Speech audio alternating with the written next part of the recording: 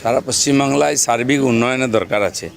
প্রত্যেকটি দপ্তরই গুরুত্বপূর্ণ আছে, আর এটা পুরোপুরি আমাদের পার্টির নেতৃত্বের হাতে আছে কাকে কি দপ্তর দেওয়া হয়। আমরা পার্টির কর্মী কার্যকর্তা, আমাদেরকে ইলেকশন লড়তে বলা হয়েছে, লড়েছি, জিতেছি। এবার পার্টি যে দায়িত্ব দেবে প্রত্যেককে সেটা পালন করে এই মিশনকে সাকসেস করবে। আপনাদের নতুন মন্ত্রিসভাতে সংখ্যালঘু উন্নয়ন মন্ত্রী কে হবে? আপনাদের তো কোনো সংখ্যালঘু বিধায়ক নেই। সংখ্যালঘুদের তো উন্নয়ন হয়েছে, আবার কি আলাদা করে সংখ্যালঘু উন্নয়ন? আমরা তো সবকা সাথ সবকা বিকাশ করি। দপ্তরটা তুলে গত 80 বছর ধরে সংখ্যালঘুদেরই উন্নয়ন হয়েছে, অথচ তারা গরিব, তারা অশিক্ষিত, তারা ক্রিমিনাল কেন? এবার তারা নিজেকে প্রশ্ন করুন প্রথম, আর ওই পার্টিগুলোকে প্রশ্ন করুন।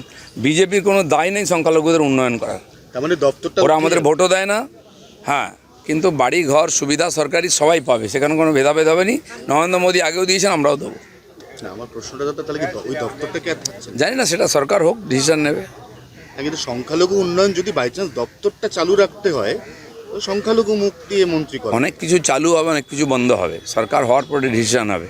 ভারতবর্ষে এত বিরাট সংখ্যায় ট্রাইবেল আছেন, 10 কোটির বেশি, তাদের কথা কেউ ভাবতো না। মাননীয় প্রধানমন্ত্রী আর অটলজি এসে প্রথম ট্রাইবেল একজন ক্যাবিনেট মিনিস্টার তৈরি করেন, এবং এখনও সেটা চলছে। যারা বাংলা জঙ্গলে সব পিছিয়ে আছে, যাদের কথা কেউ ভাবে না, তাদের কথা আমরা ভেবেছি, বাকিদের কথাও ভাববো, কেউ আলাদা হবে না। দিকে দিকে বিজেপি কর্মী মার খাচ্ছেন, গুলিবিদ্ধ হচ্ছেন, মৃত্যু হচ্ছে।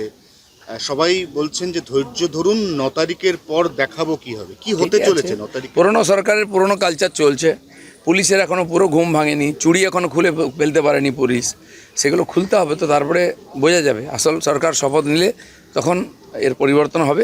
যারা এই ফাঁকের সুবিধা নিচ্ছেন তাদেরকে অনেক অসুবিধায় পড়তে হবে। কি হবে এক্স্যাক্টলি 9 তারিখ? দেখতে পাবেন 9 তারিখের পরে। মমতার মন্ত্রিসভা ভাঙলেন রাজ্যপাল। এ তো ভাঙারই ছিল, পুরনো না ভাঙলে নতুন গড়বে কী করে? উনি ভাবছেন বোধহয় ওই মন্ত্রিসভাটা চালিয়ে যাবেন। এই ভুলটা ওনার ভাঙতে সময় লাগবে, 1-2 দিন। হাওয়া দিয়ে যাচ্ছে অনেকে, উনি এখন হাওয়াতে ভাসছেন। যখন বাস্তবে পড়বেন তখন বুঝতে পারবেন। মমতা বন্দ্যোপাধ্যায় একসময় বিধানসভা ভাঙচুর করেছিলেন, সেই মমতা বাড়িতে বসা, আর ওদিকে তার মন্ত্রিসভাটি বরখাস্ত হয়ে গেল রাজ্যপাল দ্বারা। না, উনি তো বিধানসভায় বসারও যোগ্যতা হারিয়েছেন। কালীঘাটে বসে ঝালমুড়ি খাওয়া ছাড়া কোনো কাজ ওনার হাতে থাকবে না।